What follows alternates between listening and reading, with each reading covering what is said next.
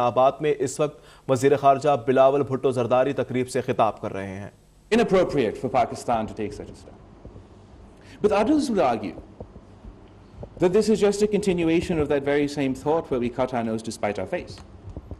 And Ambassador, when you were speaking here and you were explaining about the trajectory of great power conflicts in our region between US and China, you also mentioned that their economic engagement was one of the reasons that you didn't necessarily see it getting as bad as everybody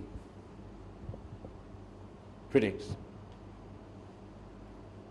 And one wonders, if not now, but say when Shaheed Mohtarma Benazir Bhutto had engaged with her counterpart when she was first elected Prime Minister, or back various people in the various attempts that engagement had been made.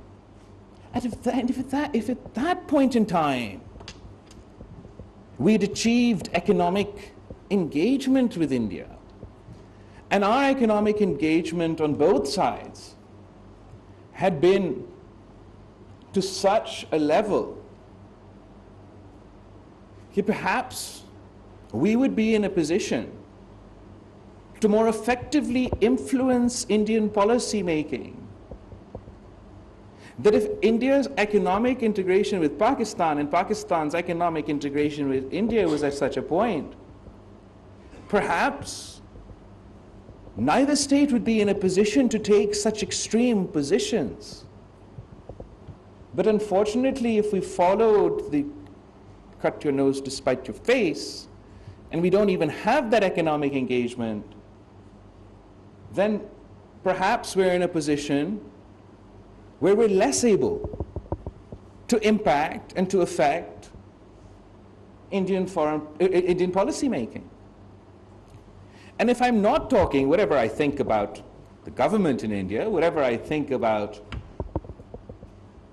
their policies, and we have very strong feelings on that, if I'm talking at them through the media,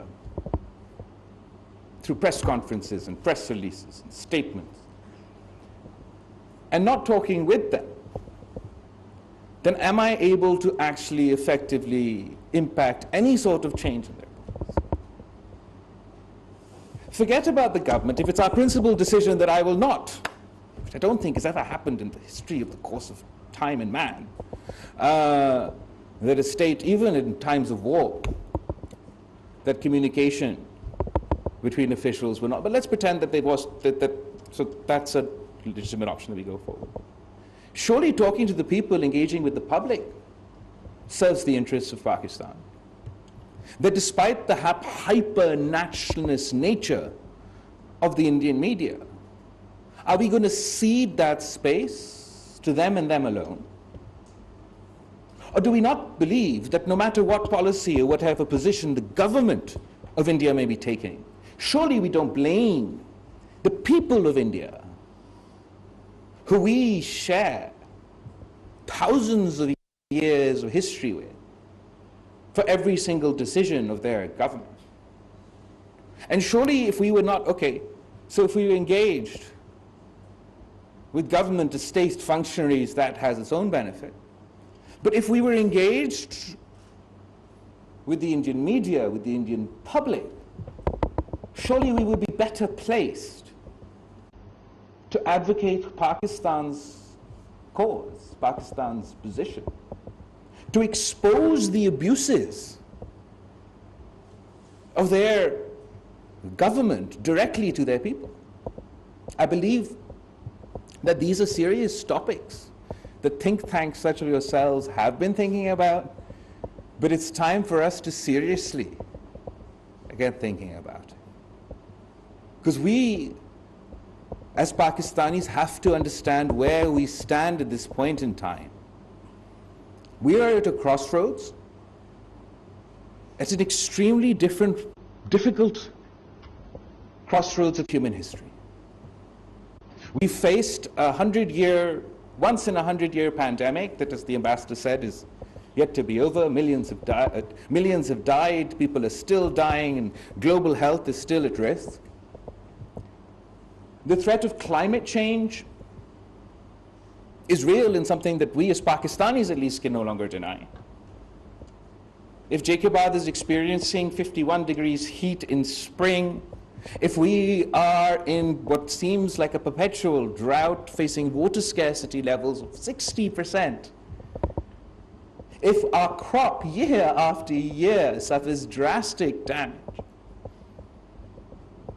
if there are fires raging from Balochistan to Khyber Pakhtunkhwa for 10 days on end, surely one of the greatest existential threats to man, climate change, will have an outside impact on a developing country, on a poor country like Pakistan. And then, because geopolitical events have a direct impact on our citizens, so we had an economic difficulties as a result of supply chain issues and the shock of COVID. And now, the war in Ukraine has a direct impact on the lives of average Pakistanis. We used to import a significant amount of our wheat, of our urea, from Ukraine. The international world is now facing sky-high fuel prices, and everyone is feeling the effects of inflation as a direct result of these geopolitical events. And this is a time where everyone is pivoting to economic diplomacy and focusing on engagement everywhere and anywhere they can.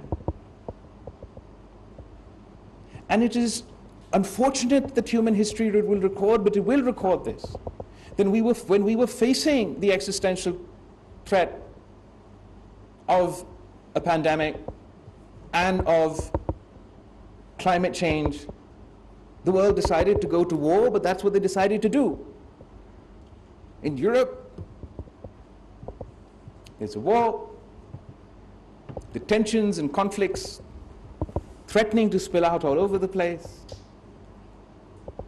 Our own neighborhood, Afghanistan, I'm going to read your book, but, well, is extremely at a difficult crossroads in their own history. Because of geopolitical events, we've never reached the true potential of our economic potential with our neighbors in Iran. And now we have to race against time. The unity government is inherited in Pakistan, where wherever you look, there's a crisis. Internationally isolated, internationally disengaged for one reason or another. Economically, you've inherited an IMF deal that is stale, that is out of date, that is pre-COVID, that is of the fall of Kabul, that is pre the Ukrainian and Russian crisis, that is pre the global economic recession. But that is what you've got.